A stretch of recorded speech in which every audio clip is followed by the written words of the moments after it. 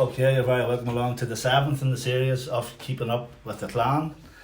Tonight's guests, we have two giants in the music industry, not literally but musically, yeah. And I was just thinking, if you've been to a wedding in and around Bridge or down Manure or basically anywhere in the country, these two boys, there's a fair chance they were playing at. We have Chris and John from the Nooks here. You're very welcome, boys. Thank you very much, Barney. Thanks, Barney. Okay, so we'll just start with the subject the whole country, the whole world's been speaking about for the past year, the pandemic and the effect that it's had on the music business.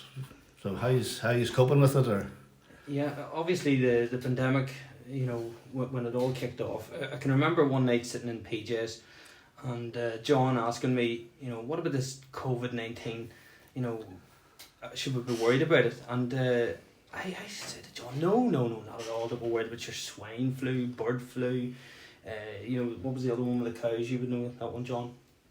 Foot and mouth. You know, we'll throw a few mats down or something. You know, maybe it'd be dead on. Don't be panicking about it. And here we are a year later. Yeah, it's been devastating for the music industry. You know, I would argue that it's been the hardest industry that it's been hardest hit out of everything, especially particularly the wedding industry. You know, and it's such a massive business here in Ireland. We've came through it okay. You know, we'll have our health, and I suppose if there's anything to be grateful for, it's that. well, the health is your wealth, as they say. Yeah, but it's been stressful. Like, I'm not gonna lie. But yeah, hopefully we come through it the other side and we get things going again. Hopefully it'll not be too long. Yeah, well, initially when the thing everything just started locking down, it was almost like a surprise holiday.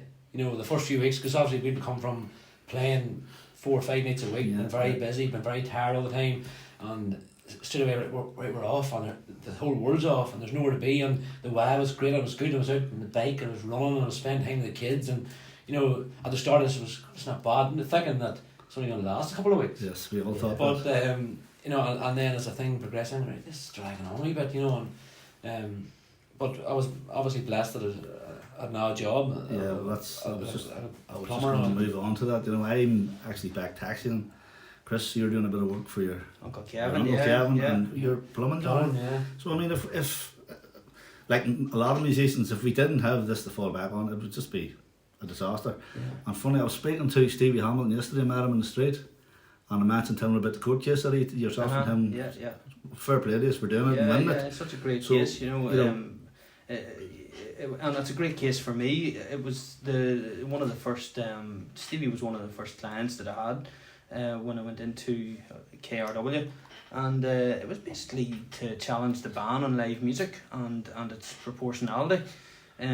Obviously, our argument was that it was disproportionate, that musicians were already subjected to the restrictions that were in place, and that the music ban put a further restriction, so that when things did ease up a wee bit, musicians couldn't take advantage of bars opening for maybe a few weeks and stuff. So it's a great case for Stevie there. You know, Stevie was very, very passionate about it, and the fun as well was a welcome boost as well. Yeah. Mm-hmm. Yeah. As I say, like, you know, whenever the pubs and hotels get to go ahead to open, that means there can be music. It's not the breakdown. But I actually haven't read. I'm not entitled to the grant, so I took the huff and didn't read about it. You know, but Yeah. you know, so that means whenever the pubs reopen, or the bar, the hotels, whatever, Well, there'll be music of some. It might not be what we would know as a. Yeah. They probably won't allow the pub, the hotel to be packed. You know. Well, obviously the executive put out a 5-stage plan or something, you know, with the easing the restrictions, but unfortunately there's no dates attached to it. We're hearing all the time that it's data led, not date led. So unfortunately we still have a lot of uncertainty where the music's concerned. And I know as well, you know, because it's myself and John. We deal directly with brides and grooms. We're self-managed, and we're still getting a lot of inquiries, a lot of people requesting to move their dates, and a big issue with us is having availability to get them rescheduled. But we find that, you know, June, it looks like in our diary things are going to start opening up again in June. So we're very much in you know, crossing our fingers for that. There'll be a bit of light at the end of the tunnel, isn't it? Yeah, There's a yeah. wee bit of hope. You know, there for a while it was just There was nothing. Yeah. The cases were getting worse every day, and you know all this. There's a wee bit of light at the end of the tunnel. Well, I'll just move on to Chris. Chris is a Banbridge man from a very well-known musical family, the Winters family. Oh yeah. Yeah, pipers. A lot of them were there. My grandfather. Singers. He was a piper. And Accordion player. I don't know if he was an accordion player He or owned whether one. he owned one. He did own one at one stage. I know one. I own a little bit of these. Yeah. And there was a harmonica in the house in around Richmond Heights. And I have an aunt there. She's a pianist, and she sings at weddings, and she would have sang in the chapel. You know, so we're quite a musical family. And of course, my mum, she was a singer. She still is. In fact, you know, when she became a grandmother, she did her first gig in a rock band, and went and got a Harley Davidson, and you know, You have Teresa and you could really Aunt want. Teresa. Yes, I've been talking to Teresa regular. Yeah. Yes, Teresa's sings and strings. I I'm think very they're called. passionate about it too. She's very She passionate, really is, and like. she's doing great stuff there around the care homes, and That's right. You She was know, telling me I met her. I yeah. meet her now and again. She would say. and of course my uncle Declan. Then have left him. He's always the first guy up at a karaoke. So when I want everybody to go home. Yeah. Yeah. At the end of the Yeah. night. Yes, he would clear a room for you, all right. So he would. What about yourself then, John? Your mother's a blues singer? Yeah, my I'm mother's a told. blues singer, yeah, blues and rock type singer. And Yeah. she would have sang, you know, at a pretty high level right before we were born, and then she had opportunities to do things, but then she settled down, had 6 kids, and Yeah, well, that's. and Never never gets in the way, doesn't it? she never done any music for years, and Yeah. then she got back playing in bands again, and you know, she's a great vocalist, and I suppose there'd been I'd probably had a wee bit of influence that way, you know, but I was sort of drawn more to sort of bluegrass, high energy bluegrass, Yeah, and sort of American country music and stuff Yeah. like that, you know. But the influence is definitely there, you know, and from that end. What about musical influences, Chris? You know, anybody that knows me from Banbridge would know I'm a massive Bob Dylan fan. You know, I had the harmonica and the guitar, and I'm a big Rolling Stones fan. If anybody knew me when I walked into the pub or whatever, you know, I would have usually had the harmonica, you know, and I would have been thrown out very shortly after. Off the leaves, You know, but I would have entered the pub, you know, I would have kicked the door open and snake tipped up to the bar like Mick Jagger, you know. I can just see it in it. Yeah. So they were big influences to you know, with my music, and then I met, you know, John obviously, and I started getting into the bluegrass stuff. Yeah. And that's really how you know, our sound now is fundamentally bluegrass, but obviously it's adapted to suit whatever gig we're playing at, whether it be weddings or funerals.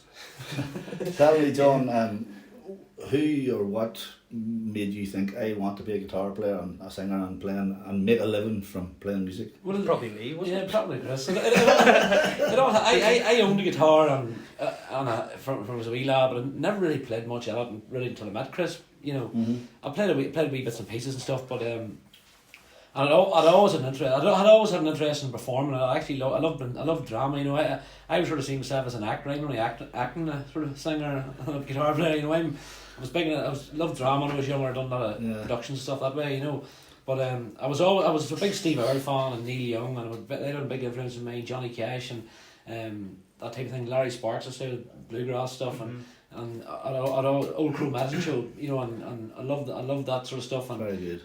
it just sort of happened by accident, you know, how the music, you know. I'm sure you're going to get on with that. Yeah. Well, we'll get on to that shortly, but just before we move on to that one, anybody that knows me within music knows my dislike for backing tracks. Yeah. I make it very, you know. Yeah. So a good few years ago, myself and Chris would have maybe been gigging all weekend, you know, Thursday, Friday, Saturday, Sunday. We possibly would have met up in a few local Scarver Street establishments on a Monday afternoon, you know. And we put the world to rights, and we frequently talked about backing tracks, and the boys at that time were only a 2-piece and they were using backing tracks. And so a short time after, you know, a few months later, we went to Tullylease Gilly Club to see the two boys playing, and we were sitting in the audience, as you do, having the crack. And Chris said over the mic, "Here, this is for Barney." And I thought, I didn't request a song, and I looked up and he disconnected the backing tracks, and I thought, that's good, that's a good move. Finished the gig with no backing tracks, and I have to say, a far better gig without them. And then, as I say, the rest is history. The 5-piece Nooks started shortly after, so I'm actually taking a bit of credit for the 5-piece starting, because if I hadn't been in Chris's ear about backing tracks, it might never have happened. Yeah, no, I can remember that night well. Yeah. Down at Tullalish, and it was like a bit of a homecoming gig for me, because I played a lot of music before I had sort of two lives, there's before and after, and we'll get to that, I'm sure. But when I came back there and played, there was a lot of people there I would have known, yourself and all your family, and Kevin Murphy, and all the Tullalish people. And I can remember turning off the tracks and finishing the gig acoustically, and it's certainly Felt better anyway, but what really sort of, when we gigged a lot in Carlingford, as you know, and Mickey Heaney owns PJs there. We turned up with our backing tracks, and Mickey Heaney just basically said, under no certain terms, you playing them tracks here, turn the tracks off, just sing with your guitars, and that really, from then on, that's whenever we became an acoustic duo then, and the band kicked off. I mean, the band kicked off by accident as well. What you'd be better at telling the story. How the band kicked off, or we kicked off? well, I'll go post. Or the band kicked off by we were in a 2-piece, obviously, and we're asked to do Derry Blues and Jazz Festival, and we're asked to get it was a say we'll maybe get a bass player to come with us. Someone like Kenny came up and played bass with us, and shortly after that we're asked to do a bikers do in Dublin. That's right. And the said you maybe need drums, so there was actually a guy, John Grimmon, John working the plum supplies, and I was told John's a great country drummer, he played with Finley and Bag, he was a great drum, and John played with us then, so it was actually a 4-piece for the starting point, me, Chris, Kenny and John, and then Chris was still doing a wee bit of Rolling Stones tribute work at the time, and he couldn't do the gig, and Frankie, our violin player, as you know, Frankie. Oh, no, Frankie, yes, indeed. Well, I asked, me and Frank's a Taylor, but me and him was doing a bathroom together. I don't think he's called it a violin in his life. Yeah. No, you think I need a fiddle player? And but anyhow, I said to Frankie, "Will you come along? Will you bring your fiddle? Could you do the lead Chris plays on the fiddle?" Yeah, look, good, sure. He says. So we came down on a gig with Chris, or a gig without Chris. He played Chris's guitar parts on the fiddle. And then Chris came back on the 5-piece remained, and it sort of it took off from there. Yeah. But how me and Chris came into contact and started playing music was a whole lot. That's a whole other. I mean, we first met. It was around 2005. I was doing a gig. I was backing up some a band, an up and coming band. Should we say up in Warren Point there? The Breeze, that's right, I knew it was to do with the weather. And John was there, he was in the crowd in awe. Sober. My talent. He was sober, and I was playing that, because he would have been naturally into harmonica and different things, Bob Dylan, Neil Young, and we got chatting that night. And then years later, obviously, we're now getting to where we met properly. I struggled with addiction, especially with alcohol, and ended up meeting John in rehab. So that's how we got friendly then. John had been there already for 3 years, and we started to talk about, we had a natural, a common interest in music, talked about it, and I can remember I wasn't that long in, and I asked John, does he want to go down to Galway, or rather does he want to take me down to Galway to go and see a band, Alabama 3. Just so happened I actually loved Alabama 3 also. Yeah, he loved them as well, and he did, why not, we'll go down, and so we booked our tickets, and we ended up heading down the road, and I wasn't feeling well that day. Started to take cramps in my stomach, and I thought, I'm obviously constipated or something here. There's something not right. Not right, yeah. So we stopped at the Lurgan Road garage there, and I got a thing of mandarin oranges, and and ate them all. And where did we stop, John? There's always we stopped. See what happened. I was coming in. You take it from this. I only met Chris maybe once or twice at this stage. So I'm going away there and going, this guy, I didn't know him. Yeah. So I'm thinking, is this guy is he for real? Is he a hypochondriac? He stopped for orange. Next time I was stopping at Athlone, he had to get Andrew's liver sauce. And I was actually talking down the road, and I was actually introducing the bit of Steve Earle stuff, and I said, what do you think of that there? Do you like that there? And I thought, this guy's just ignoring me here. He's not much pain, he couldn't even focus, you know. Yeah. And he said, but we're driving the Ballinasloe, and we're driving past the hospital. He said, pull in there, I'm going to try and use the toilet. And they used the toilet, he pulled the red cord. And the next thing, the doctors came in and he had appendicitis. Right. Yeah. So we were due to the gig was the next night that we were going to see, and I had met Chris said twice, so I had to stay. I had to book in the hotel in Ballinasloe on my own and stay down with him till he had to get an emergency. Yeah. I don't know, there's probably a medical term, but he had to get his appendix out, Mm-hmm. and so I booked in the hotel, stayed in there, and he came out. I got an uncle of mine around. We went to the gig in Galway, but he got out and was told that he was unwell. Go home, Chris. Yeah. Don't do anything drastic. And the night he got out, the Alabama 3 was playing an awful, and he says, I'd love to go to that gig. So we landed the gig, and just by sheer chance we happened to be staying in the hotel as the band, and so we met the guys at the gig, and when they went to the gig, and they said to us, guys just want to come back to Doran for a bit of a party. So like these guys were our idols, and we thought, this is unbelievable. Unreal, yeah. So these guys were coming with their drink and all their other party accessories. stuff. And me and Chris nailed it up with the box of non-bar tea bags and Penguins and Kit Kats. We were ready for a good night. And party animals, yeah.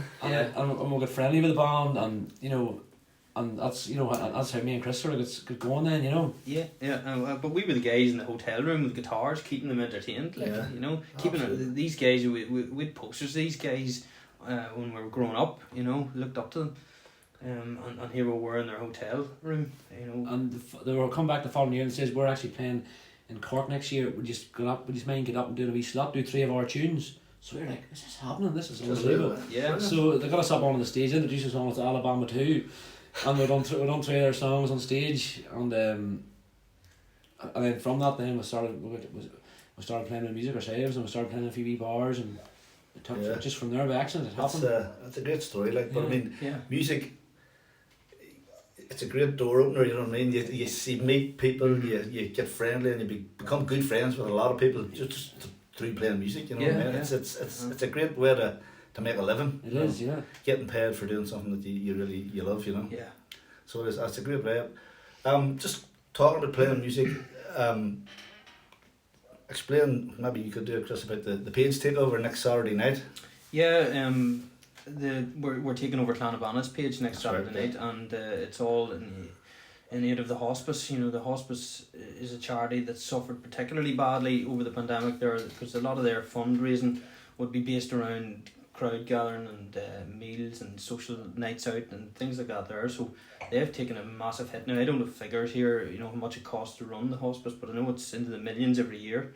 So we're keen to do something, and obviously yourselves with Clann there, for St Patrick's Day as well. You know, it's been a year now since this whole thing kicked off, so it'd be nice to do something for the hospice. Absolutely. It's the second year in a row there's no St Patrick's Day in Ireland.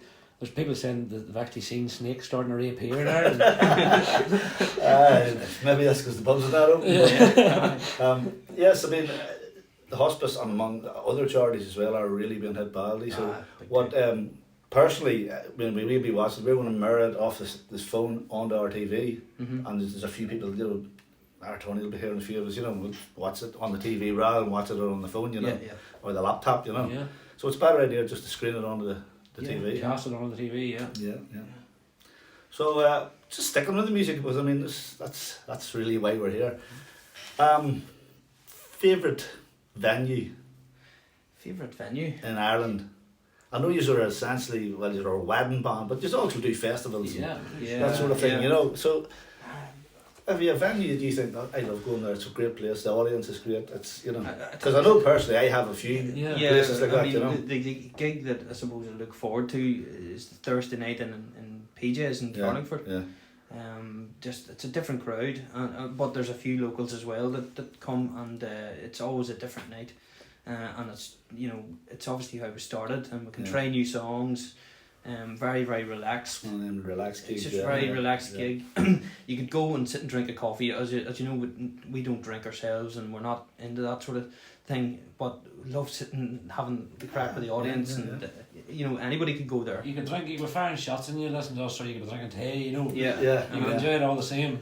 Well, yeah, well, that's all about the repertoire. I mean, you have a great repertoire. I mean, it's some of the stuff that you say, you know, it's really it's different. Yeah. You know what I mean? I know.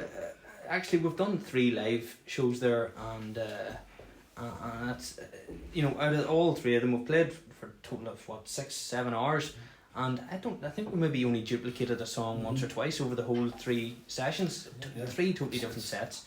That's And good. it's just through playing for years and learning all these songs, and then we know each other's style that well now that we can nearly just. You do, whenever you get playing music with somebody for you sort of know what they're going to do before you do it. You get this, you definitely do. You get this. Yeah, you do. And you play in PJs quite a bit over the summer. Hopefully it'll be in it over the summer coming in, you know. The beer garden on a Sunday. Yeah, it's always a big draw, isn't it? Yeah. It's always also the Secret Yard and the Duke from Warren Pints. Yes, that's right. Yeah, the Secret. That's a great venue. It's a brilliant venue. It is a great venue. We've played in it quite a bit ourselves. You know, it's brilliant. We've got 2 bands really. We've got me and John as the duo, and That's then right, you've got the Nooks, you know, and 5-piece, and the Duke have done a great job. With I think he's renovated the stage. Chris is top man. Yeah. So he is. But getting back to the wee point that I forgot to make, the drink addiction.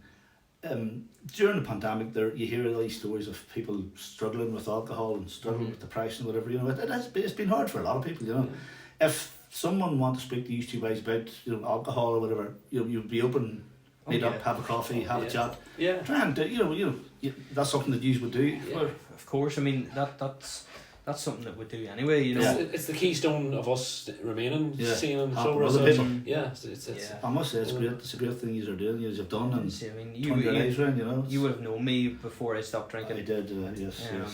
A lot of people in Banbridge would have known me before I stopped drinking, and there's been some change in my life. Absolutely. You know, I could never. My life couldn't. You know, I could never get into second gear when I was drinking, and I could never work out what was wrong either. I always would have blamed it on the fact that it was from Banbridge and there's nothing else to do, and Scarborough Street had such a draw, such an attraction, such a golden mile, appeal, you know, you know, who wouldn't want to be there? Absolutely, I loved it. I honestly did. You know, there's nobody loved the bar scene and that street as much as I did. You know, every Sunday morning I had to get up there.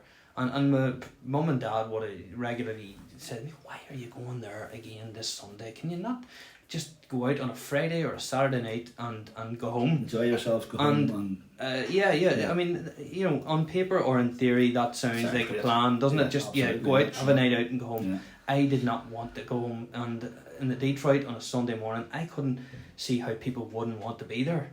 And in my head, everyone was there. Yeah. You know, and everybody was there to talk to you. Everybody was there, exactly. Everyone in the town was there. Whether you wanted to or not. You know, and there's 30,000 people living in Banbridge, but there was 8 of us there in the Detroit on a Sunday morning. Same ones every week. Same ones every week. Same seats. And and the thing was, I always thought that, you know, God love these other 7 guys, they have a drink problem. They have a problem, not me. No, I'm here for the crack. Addiction's very blind, you know. Yeah. It's very easy to say, like when you're addicted to something. When you're drinking for talk's sake, you're so very easy. But as soon as this session's over, I'm definitely quitting. That's me finished. You never say when you're sober, I'm quitting the drink. Just when you have a few in you and you're feeling good. Feeling bad. You're feeling bad with the hangover, you know. That's me finished. But it never pans out that way, you know. But it's like all addictions, you know. Moderation is the key. If you can't keep it under a certain, you know, it's time to do something about it, you know. Just for the record, Barney sitting here drinking a glass of red wine. Yes, that's actually very nice red wine from Portugal. That's only your 3rd bottle, isn't it? That's only the 3rd bottle. It's only warming up. Yeah. I think he's just showing off. He's now middle class. He's not on the Buckfast anymore. No, I left the Buckfast behind a while ago. So I did. But I was still taking all real one. They're in company. Yeah. So I never drank that wine before in my life. I mean, I drink that all the time. So, you know, well, not all the time. Yeah. You know what I'm saying? Just every half hour. Yeah. So, anyway, boys, I think we're nearly ready for wrapping up. Unless there's something any else you want to. I wouldn't mind maybe doing a dagger of the rosary. Dagger of the rosary. We'll see. I'll have to Google. Listen, boys, thanks very much for coming in this evening. I really appreciate it. It's been a pleasure and an honour to talk to you.